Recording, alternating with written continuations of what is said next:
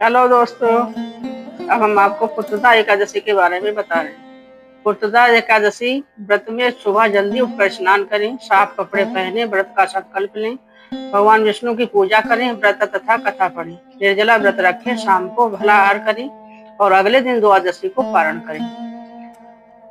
दसवीं तिथि को सात्विक भोजन करें और ब्रह्मचर्य का पालन करें। सुबह जल्दी उठें, स्नान करें और साफ कपड़े पहने, पूजा घर में गंगा जल से छिड़काव करें, भगवान विष्णु की प्रतिमा या तस्वीर को चौकी पर स्थापित करें, भगवान विष्णु को भगवान गंगा जल से स्नान कराएं, पीले वस्त्र, फूल, तुलसी जल, चंदन और मिठाई अर्पित करें, भगवान विष्णु की पूजा करें, व्रत का संकल्प लें, पुत्रदशा एकादशी व्रत कथा सुने, दिन भर निर्जला व्रत रखें, केवल फलाहार करें, शाम को पूजा करें और फलाहार करें, भगवान विष्णु के मंत्रों का जाप करें और फिर आरती करें।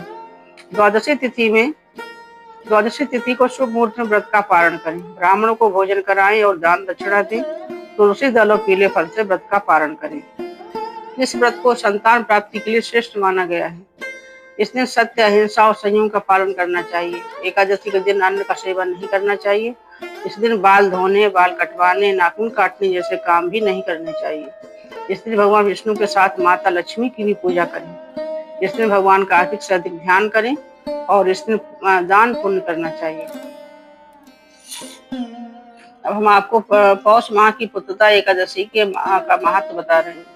धर्मराज युधिष्ठिर कहने लगे कि हे भगवान, आपने पौष माह कृष्ण एकादशी अर्थात सफला एकादशी का महत्व बताकर बड़ी कृपा की। अब आप कृपा करके मुझे पौष माह के शुक्ल पक्ष की एकादशी के विषय के बारे में बताइए। इस एकादशी का नाम क्या है तथा इसके व्रत का क्या विधान है, इसकी विधि क्या है, इसका व्रत करने से किस फल की प्राप्ति होती है और उसमें कौन से देवता का पूजन किया जाता है। कृपया यह सब विधान पूर्वक कहिए। भगवान श्री कृष्ण बोले, पौष माह के कृष्ण शुक्ल पक्ष में आने वाली इस एकादशी को पौष पुत्रदा एकादशी कहा जाता है। इसमें श्री नारायण भगवान की पूजा की जाती है। विधि पूर्वक इस व्रत को करना चाहिए।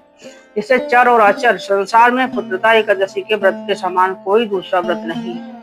इसके पुण्य से मनुष्य तपस्वी, विद्वान और लक्ष्मीवान होता है। इसकी मैं एक कथा कहता हूँ, तो तुम ध्यान पूर्वक सुनो। पौष पुत्रदा एकादशी व्रत कथा। भद्रावती नामक नगरी में एक सुकेत नाम का एक राजा राज करता था। उसके कोई पुत्र नहीं था। उसकी स्त्री का नाम शैव्या था। वो निपुत्री होने के कारण सदैव चिंतित रहा करती थी। राजा के पितर भी रो रो कर पिंड लिया करते थे और सोचा करते थे कि इसके बाद हमको कौन पिंड देगा। राजा को भाई, बांधव, धन, हाथी, घोड़े, राज्य और मंत्री सब में से खुशी से भी संतोष नहीं होता था। वो सदैव यही विचार करता था कि मेरे मरने के बाद मुझको कौन पिंडदान करेगा। बिना पुत्र के पितरों और देवताओं का ऋण मैं कैसे चुका सकूंगा। जिस घर में पुत्र ना हो उस घर में सदैव अंधेरा ही रहता है। इसलिए पुत्र का उत्पत्ति के लिए प्रयत्न करना चाहिए।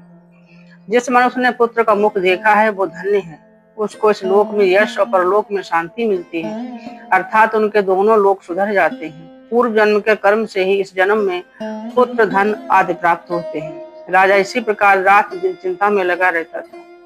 एक समय तो राजा ने अपने शरीर को त्याग देने का निश्चय किया, परंतु आत्मघात को महान पाप समझकर उसने ऐसा नहीं किया। एक दिन राजा ऐसा ही विचार करता हुआ अपने घोड़े पर चढ़कर वन को चल दिया तथा पक्षियों और वृक्षों को देखने लगा। उसने देखा कि वन में मृग, व्याघ्र, सुअर, सिंह, बंदर, सर्प आज सब भ्रमण कर रहे हैं। हाथी अपने बच्चों और हथनियों के बीच घूम रहा है। इस वन में कहीं तो गीदड़ अपने कर्कश स्वर में बोल रहे हैं, कहीं उल्लू ध्वनि कर रहे हैं। वन के दृश्य को देखकर राजा सोच विचार में लग गया।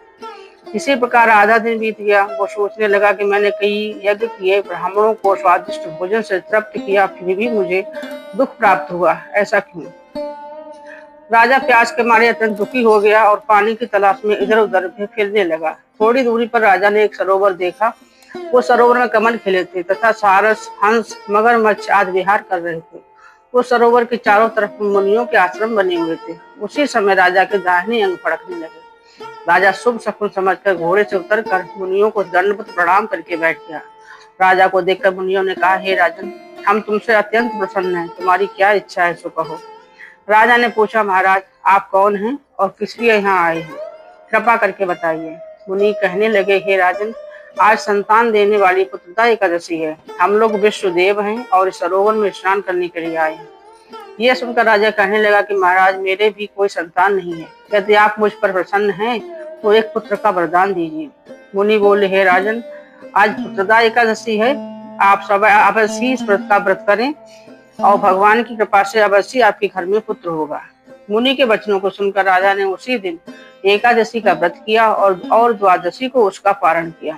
इसके पश्चात मुनियों को प्रणाम करके महल में वापस आ गया। कुछ समय बीतने के बाद रानी ने गर्भ धारण किया और 9 महीने के पश्चात उनके एक पुत्र हुआ। वो राजकुमार अत्यंत शूरवीर, यशस्वी और प्रजापालक हुआ। श्री कृष्ण बोले, हे राजन, पुत्र की प्राप्ति के लिए पुत्रदा एकादशी का व्रत करना चाहिए। जो मनुष्य इस महत्व को पढ़ता या सुनता है, उसे अंत में स्वर्ग की प्राप्ति होती है।